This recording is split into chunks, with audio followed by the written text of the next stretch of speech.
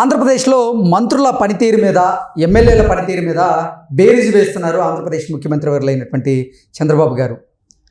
ఈ నెల 11, 12 తేదీల్లో ఒక సమావేశం ఉండబోతుందని, ఆ సమావేశంలో ఎమ్మెల్యేల పనితీరు, మంత్రుల పనితీరు ఎలా ఉండబోతుంది, వారి గ్రాఫ్ ఏంటి అనేది ఇప్పుడు చంద్రబాబు గారు చూడబోతున్నారని, దాని ప్రకారంగా ఇప్పుడు మంత్రివర్గంలో ఎవరు ఇన్ ఎవరు అవుట్ అనేది కూడా నిర్ణయించబోతున్నారు చంద్రబాబు గారు అంటూ ఒక వార్త ఇప్పుడు సోషల్ మీడియాలో చక్కర్లు కొడుతున్న నేపథ్యంలో ఎవరు ఇన్ ఎవరు అవుట్ అనేది మనం విశ్లేషణ చేసుకునేటువంటి ప్రయత్నం చేద్దాం. ప్రస్తుతం మనతో పాటున్నారు ప్రముఖ రాజకీయ విశ్లేషకులు, ప్రముఖ సీనియర్ జర్నలిస్ట్ సిఎస్ రావు గారు. సార్తో మాట్లాడదాం. సార్ నమస్తే. సార్ నమస్తే. ఆంధ్రప్రదేశ్లో మంత్రుల పనితీరు, ఎమ్మెల్యేల పనితీరు మీద ఇప్పుడు చంద్రబాబు గారు వాకప్ చేస్తూ ఉన్నట్లుగా 2 రోజుల్లో కొంతమంది అవుట్, కొంతమంది ఇన్ అనేలాగా ఒక టాక్ అయితే ఇప్పుడు సోషల్ మీడియాలో చక్కర్లు కొడుతూ ఉంది. ఇంతకీ ఎవరి పనితీరు బాగుంది, ఎవరి పనితీరు బాగాలేదు, అసలు ఎమ్మెల్యేల మంత్రుల గ్రాఫ్ పరిస్థితి ఏంటంటే ఏం చెప్తారు?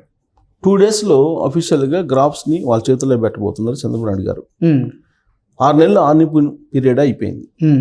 ఇంకా కూడా ప్రభుత్వం గాడిలో పడకపోయినా, లేదా పరిపాలన గాడిలో పడకపోయినా, అది అల్టిమేట్గా చంద్రబాబు నాయుడు గారి యొక్క పరిపాలన మీద ప్రభావం చూపిస్తుంది. అలాంటి టాక్ రావడానికి, నెగిటివ్ టాక్ రావడానికి చంద్రబాబు నాయుడు గారు ఎప్పుడు కూడా అంగీకరించరు. ఆయన అడ్మినిస్ట్రేషన్కి సంబంధించినటువంటి విధి విధానాలన్నీ కూడా కొంత డిఫరెంట్గా ఉంటాయి. ఆ క్రమంలో ఎప్పటికప్పుడు అసెస్ చేస్తూ ఉంటారు. ఎమ్మెల్యేల పనితీరు ఎలా ఉంది, మంత్రుల పనితీరు ఎలా ఉంది, ఐఏఎస్లు ఐపీఎస్ల పనితీరు ఎలా ఉంది, దీని మీద అసెస్ చేస్తూ ఉంటారు. దానికి తగిన విధంగా ఈసారి ఇంకా మాడిఫై చేసుకున్నారు. ఆయన మాడిఫై చేసి ఆయన ఏం చేస్తున్నారు, థర్డ్ పార్టీ ఒపీనియన్ కూడా తీసుకుంటున్నారు. ఓకే, ఒక 2 సర్వే సంస్థలకు కూడా ప్రభుత్వం యొక్క పనితీరు ఎలా ఉంది, ఎమ్మెల్యేల పనితీరు ఎలా ఉంది, మంత్రుల పనితీరు ఎలా ఉంది, ఐఏఎస్లు ఐపీఎస్లు అధికార యంత్రాంగం యొక్క పనితీరు ఎలా ఉంది, వీటన్నిటి మీద కూలంకుషంగా ఒక సర్వే చేయిస్తూ, పార్టీ పరంగా ఒక సర్వే, ప్రైవేటు వ్యక్తుల ద్వారా 2 సర్వేలు, ఇంటెలిజెన్స్ రిపోర్టు, ఇవి కాకుండా ఐవీఆర్ఎస్ కాల్స్ తోటి నిర్వహించడం, ఈ అన్ని మార్గాల ద్వారా కూడా ఆయన అసెస్ చేసి గ్రాఫ్లు నిర్ధారించబోతున్నారు మంత్రులకి ప్రధానంగా. ఏంటి సార్ ఇప్పుడు ఆంధ్రప్రదేశ్లో మంత్రుల ఎమ్మెల్యేల గ్రాఫ్ ఎలా ఉంది, ఎవరు ఇన్ ఎవరు అవుట్ అంటే ఏం చెప్తారు? ఇప్పుడు ఉన్నటువంటి క్యాబినెట్లో ఎవరైనా అవుట్ అయ్యే అవకాశం ఉందా అని అంటే డెఫినెట్గా చంద్రబాబు నాయుడు గారు క్లియర్గా చెప్పారు. ఆ మధ్యకాలంలో చెప్పారు, పని చెయ్యకపోతే నాకు అవసరం లేదు, పని చేసేటువంటికే స్థానం ఉంటుంది, మంత్రులు పదవిని కోల్పోవాల్సి వస్తుంది అని కూడా హెచ్చరించారు ఒక మూమెంట్లో. బహుశా మంత్రులకు గుర్తుందో లేదో నాకైతే తెలియదు, కానీ ఖచ్చితంగా ఆయన రివ్యూ మీటింగ్లో చెప్పారు, మీరు పనితీరు మార్చుకోకపోతే మీ మంత్రుల పదవులు కూడా ఊడిపోతాయి, జాగ్రత్త అని చెప్పి ఆయన చెప్పారు చాలా క్లియర్గా. మీరు మార్చుకోండి అని చెప్పి కూడా ఆల్మోస్ట్ హెచ్చరించి కూడా 2 months అవుతుంది. అవును, కొంతమంది మంత్రులు ఇప్పటికి కూడా వాళ్ళ పనితీరుని మార్చుకోలేదు. అసలు వాళ్ళ డిపార్ట్మెంట్లో ఏం జరుగుతుందో కూడా పూర్తి స్థాయి అవగాహన రాలేకపోతున్నారు. ఎవరు సార్ వారు? వాళ్ళ పేర్లు చెప్పడం భావ్యం కాదు. 11, 12 తారీఖుల్లో ఒక రివ్యూ మీటింగ్, కీలకమైనటువంటి రివ్యూ మీటింగ్ చంద్రబాబు నాయుడు గారు ముఖ్యమంత్రి హోదాలో పెట్టబోతున్నారు.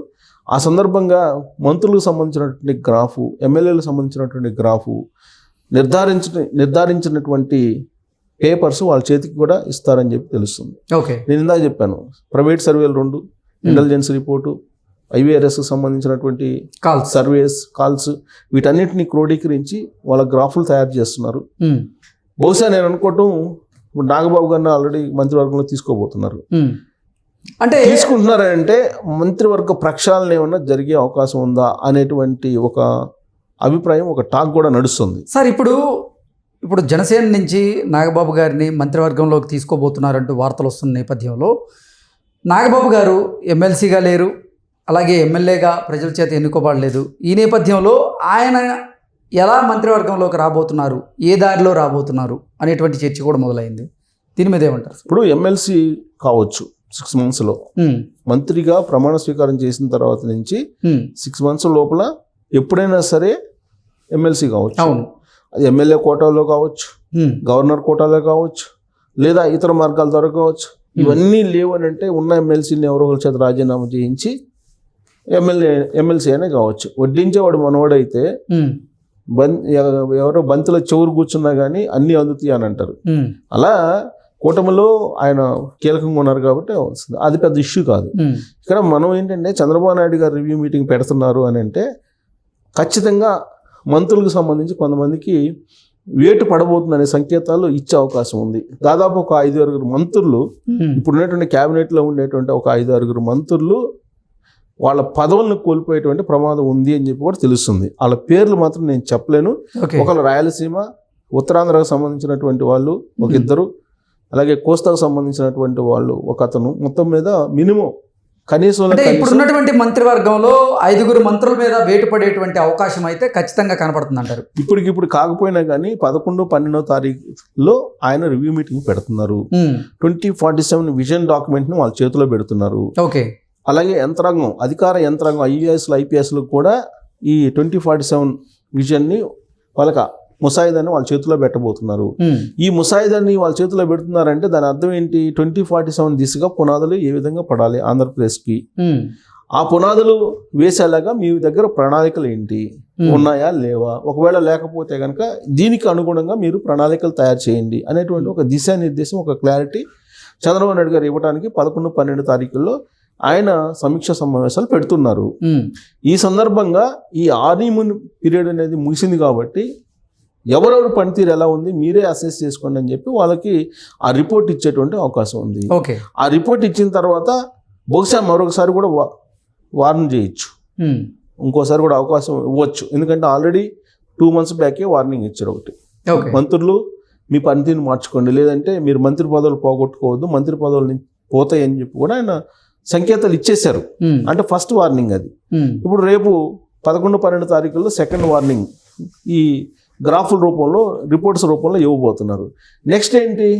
ఇంకా అంతే, థర్డ్ వార్నింగ్ తర్వాత ఏం జరగబోతుందని అంటే ప్రక్షాళన జరిగేట అవకాశం. ఇప్పటికిప్పుడు కాకపోయినా కానీ నేను అనుకోవటం సంక్రాంతి తర్వాత కొన్ని మార్పులు మంత్రివర్గంలో ఉండే అవకాశం ఉంది. ఒక 4-5 మంత్రులకి వాళ్ళ పదవులు కోల్పోయేటువంటి అవకాశం లేకపోలేదు. కారణం ఏంటంటే మంత్రివర్గంలో కొత్తగా చేరినటువంటి వాళ్ళకి ఇవాళకి కూడా పూర్తి స్థాయిలో అందరికీ అవగాహన రానటువంటి పరిస్థితి. కొందరికి మాత్రమే అవగాహన ఉంది చెప్తే, చాలామందికి పూర్తి స్థాయిలో మంత్రివర్గం మీద కమాండ్ తీసుకొచ్చుకోలేకపోతున్నారు. 2, ఇప్పుడు ఫ్రెషర్స్గా ఎమ్మెల్యే అయిన వాళ్ళకి కూడా కొంతమందికి మంత్రి పదవులు వచ్చినాయి. వాళ్ళకైతే అసలు పూర్తి స్థాయిలో అధికార యంత్రాంగం కంట్రోల్ లేనటువంటి పరిస్థితి. ఫస్ట్ టైం మంత్రులు అయినటువంటి వాళ్ళు ఉన్నారు చాలామంది. సో ఆ ఈక్వేషన్ ఎందుకు పెట్టారు అని అంటే యూత్ని ఎంకరేజ్ చేసేటువంటి ఉద్దేశంతో చంద్రబాబు నాయుడు గారు మంత్రివర్గంలో ఇలాంటి ప్రయోగం చేశారు. కానీ వాళ్ళలో కొంతమంది సక్సెస్ అయ్యారు, కానీ కొంతమందికి పట్టు చిక్కట్లేదు. ఫస్ట్ టైం మంత్రులు శాఖల మీద పట్టు చిక్కట్లేదు. దాంతో ఏమవుతుంది? మీకు ప్రభుత్వం మీద అసహనం పెరిగిపోతుంది, అసంతృప్తి పెరిగిపోతుంది. పవన్ కళ్యాణ్ గారే ఆ మధ్యకాలంలో మీరు సరిగ్గా చేయట్లేదు, నేనే హోమ్ మినిస్టర్ని బాధ్యతలు తీసుకుంటే వేరే విధంగా ఉంటుందని చెప్పి అనితి గారిని అని చెప్పి ఆయన అన్నారు. అలా చాలామంది ఉన్నారు. ఇప్పుడు పవన్ కళ్యాణ్ గారి గ్రాఫ్ ఏంటి అనేది కూడా ప్రశ్నార్థకమే. ఇప్పుడు అంటే ఆయన గ్రాఫ్ బాగుందా లేదా అనేది రేపు తెలుస్తుంది. ఆయన అసెస్మెంట్ ఆయన చేతిలో పెడతారు, అది వేరే విషయం. సో టోటల్గా ఏంటంటే చంద్రబాబు నాయుడు గారు ఒక దిశానిర్దేశం చేసి గ్రాఫ్లు అయితే ఇవ్వబోతున్నారు. ఆ గ్రాఫుల్లో ఎవరేం బాగుంటాయో వాళ్ళదే భవిష్యత్తు రాబోయే రోజుల్లో, లేదంటే ఇంటికి అంటే పదవి వేడి పడక తప్పదు, ఎమ్మెల్యేలకు కూడా వార్నింగ్ ఇచ్చే అవకాశం ఉంది. Okay sir, thank you so much. Thank you.